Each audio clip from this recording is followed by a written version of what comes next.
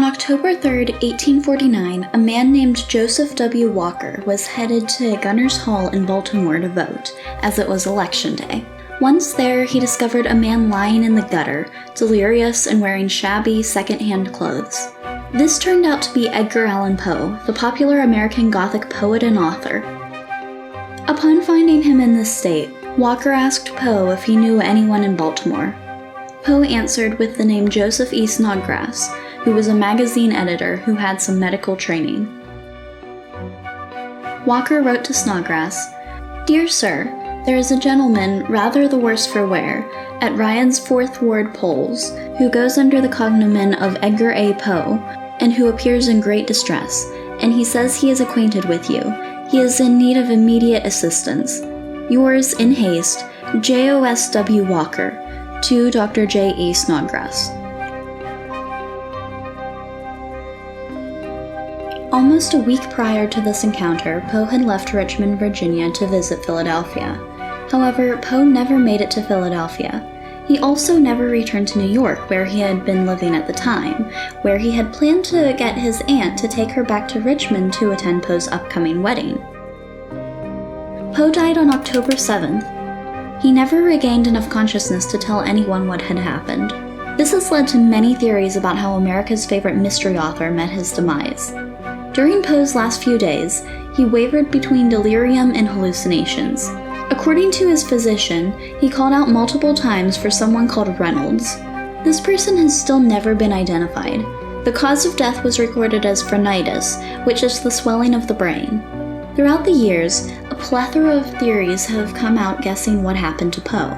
Some provide mundane medical explanations, while others give more intriguing tales of violence. While many of these theories seem plausible, others seem highly unlikely. In this video, we will be discussing some of the more popular theories around his death.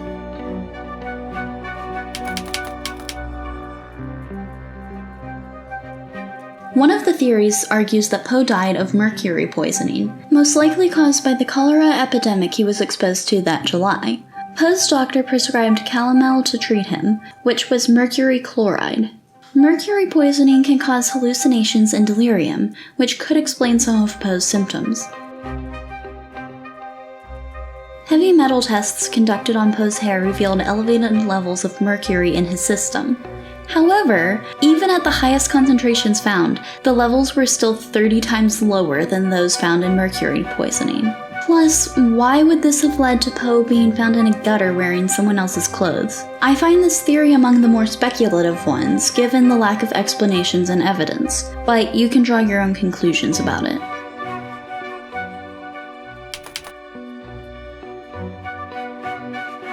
Another theory suggests that Poe may have caught the flu, which grew into pneumonia.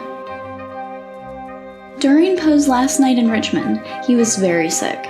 His fiancée also noticed him having a weak pulse and fever. His doctor advised him not to travel, which Poe clearly ignored. Additionally, it was raining in Baltimore while Poe was there, which could have turned his flu into a serious case of pneumonia. Having a high fever could also account for his hallucinations and confusion.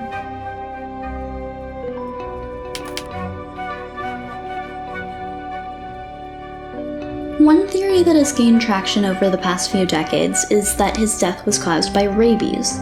During a clinical pathology conference in 1996, doctors were given the descriptions and symptoms of a hypothetical patient and concluded that this patient had all the signs of rabies. However, this wasn't actually a hypothetical scenario. It was a description of Edgar Allan Poe's case.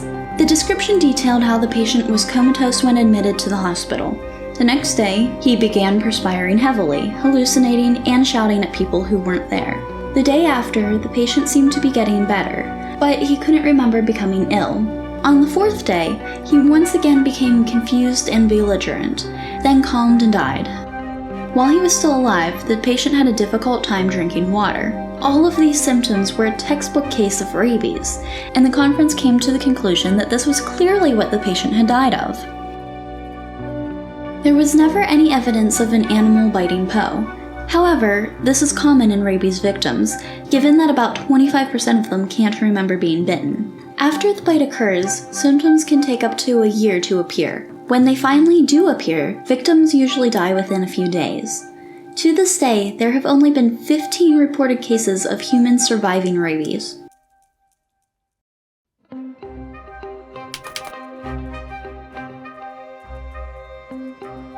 There are quite a few theories suggesting alcohol played a role in Edgar Allan Poe's death. This is one of the oldest theories, dating back to days after the poet's death. Poe was known for not being able to handle alcohol. It was reported that after a single glass of wine, he would become staggering drunk. This led to Poe becoming a member of the temperance movement, which encouraged moderation and eventually promoted complete abstinence from alcohol. To add to the theory, it is possible that Poe may have almost died from alcohol in Richmond. While there, Poe had gotten very sick. His doctor told him that another such attack would prove fatal. According to some sources, Poe replied that if people wouldn't tempt him, he wouldn't fall. Many claim that this suggests that alcohol was what caused his illness. Poe's friend J.P. Kennedy believed drinking was what caused his death, writing on October 10, 1849, "On Tuesday last, Edgar A. Poe died in town here at the hospital from the effects of a debauch. He fell in with some companions here who seduced him to the bottle, which it was said he had renounced some time ago. The consequence was fever, delirium, and madness, and in a few days a termination of his sad career in the hospital. Poor Poe, a bright but unsteady light has been awfully quenched."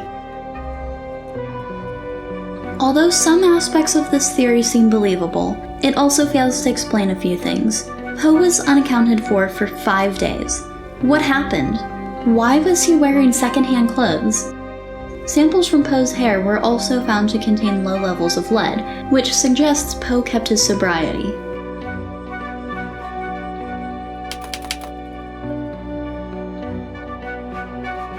After Poe's death, he was buried in an unmarked grave. Later on, in 1875, he was reburied to fix this and give him a more honorable burial. When he was exhumed for this, the decades had rotted away quite a bit of his coffin, which led workers to notice something peculiar. In his skull, there was still a clump rolling around inside his head. At the time, newspapers claimed it was his brain. However, brains cannot last this long. One possibility of what this could have been is a tumor, which could have calcified after Poe's death. A physician also once reportedly told Poe that he had a lesion in his brain, which was the cause of his inability to handle alcohol.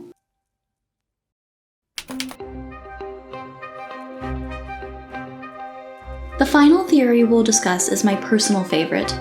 In the 19th century, a common form of voter fraud was something called cooping.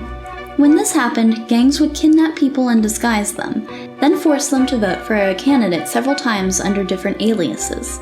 This form of voter fraud was common in Baltimore during the time, which could explain why Poe was found outside a polling site on Election Day. Additionally, the place Poe was found was a known place where coopers in the area would take their victims. Another interesting fact is that voters were given alcohol after voting during this time. Poe's repeated votes could have given him enough alcohol to help explain the state he was in. This theory also explains where the second-hand clothes came from. They could have been disguises to pass Poe off as different people. At the end of the day, none of us truly know how Edgar Allan Poe died. We can try to explain his death by mercury poisoning, flu, rabies, alcohol, tumors, cooping, or a plethora of other things. However, Poe's death will likely always remain as mysterious as the stories he wrote. I hope you enjoyed this video. If you did, please consider liking, commenting, and subscribing. You might also be interested in the video I made earlier this month on the history of vampires in New Orleans.